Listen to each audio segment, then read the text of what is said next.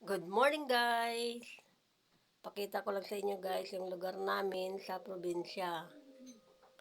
Ayan guys, tingnan nyo. Yan ang tubig. Malapit na yan guys po. Sa bahay ng kapatid ko yan, nabot na. Kasi guys, pag high tide yan, lumalaki yung tubig dyan guys. Pero hindi naman yan nakakapasok sa bahay niya guys kasi mataas yung flooring niya. Yan, tingnan nyo guys. Pero pag nag-low tide yan guys, bumababa na yung tubig doon sa ilog. Kasi guys, yung bahay ng kapatid ko ay nasa likod lang ng ilog.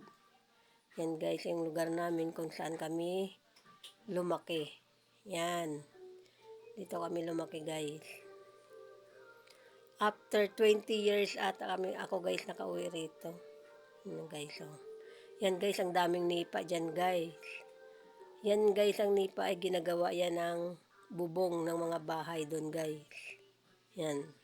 Karamihan ng bahay doon guys, bubong ay nipa. Yan. Daming nipa yan guys. Karamihan sa doon guys, ang hanap buhay ay yung nipa rin. Yan. Ayan guys. Ayan na nga guys, salamat sa panonood.